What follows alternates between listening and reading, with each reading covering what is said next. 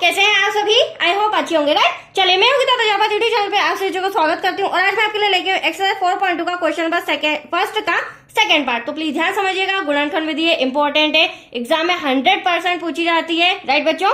हाँ, साथ ही like share करना मत भूलिएगा। ओके, आइए स्टार्ट करते हैं। देखिए क्या कहना है इस क्वेश्चन में, गुणनखंड विधि से निम्न द्विघात समीकरणों के मूल ज्ञात कीजिए। तो हमें निम्न समीकरण द्विघात समीकरण दिया गया है, इसके मूल ज्ञात करना है, बट मेथड कौन सी होगी? गुणनखंड विधि। अब गुणनखंड विधि क्या होता है बच्चों? गुणनखंड का मतलब खंडित करना। ये जो आप बीच वाली संख्या देख रहे हैं ना, x के आगे कुछ नहीं तो हम 1 से 1 मान लेंगे, राइट? मान लीजिए ये 1 जो हमें दे रखा है सपोज, तो ऐसी कौन सी दो संख्याएं हैं जिसे हम माइनस करें तो 1 आ जाए, राइट? तो ये आपको सबसे इंपॉर्टेंट पॉइंट है और इसी बीच वाली संख्या को हर बार हमें खंडित करना होगा। ऐसी दो संख्याएं सोचनी होगी। तो अगर मैं आपको बोलूं कि 1 लेके आना है, कौन सी दो संख्या है, तो डायरेक्टली आप आंसर नहीं दे सकते, राइट? इसके लिए दूसरी ट्रिक मेरे पास है।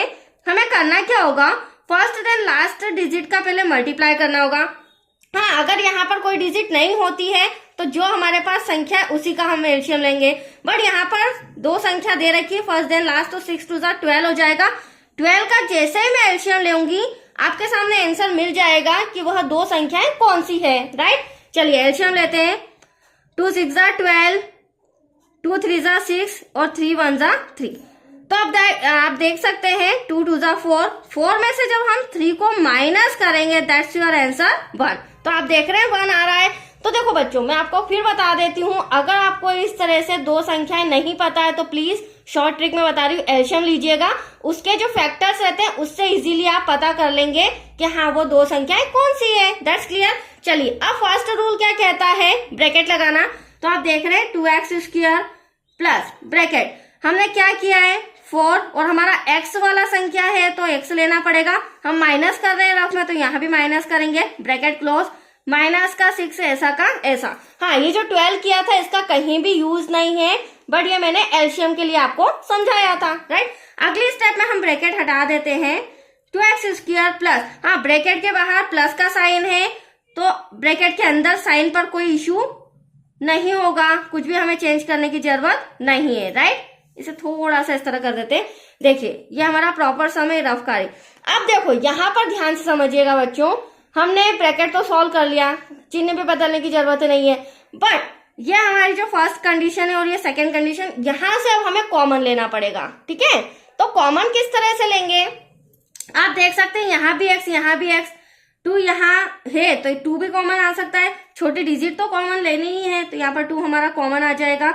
तो ध्यान से देखिएगा, 2 x है, 1 x बाहर तो 1 x अंदर, 2 1 2, x में x का मल्टीप्लाई किया, x²।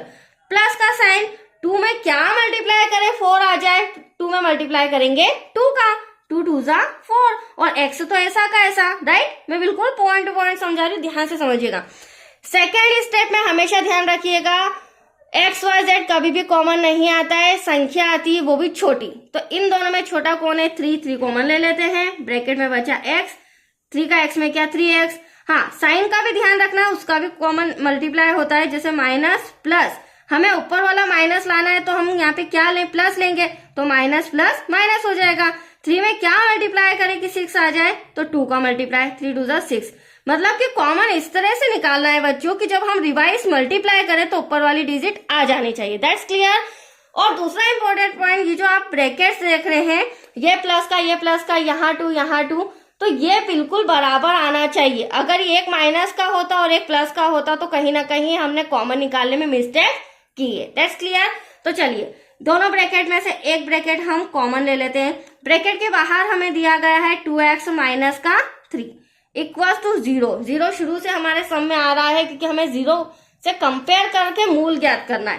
तो x plus 2 equals to 0, 2x minus 3 equals to 0। अब प्लस का 2 उधर जाके क्या हो जाएगा, माइनस का हो जाएगा। एक मूल तो आपके सामने आ ही चुका है, राइट? अब हम यहाँ पर क्या करेंगे, माइनस का 3 उधर जाके क्या हो जाएगा, प्लस का हो जाएगा। तो 2x तो ऐसा का ऐसा इक्वल्स टू 3। अब हमें तो x ज्ञात करना है, तो इंटू का 2 कहाँ जाएगा बच्चों, डिवाइड में। तो दूसरा मूल आपका ये रहा, पहला x इक्वल्स टू -2 और x equals to 3/2। That's your answer. तो आया आपको समझ में, ये सम भी कंप्लीट हो चुका है हमारा। तो आज के लिए इतना ही बच्चों, थैंक यू।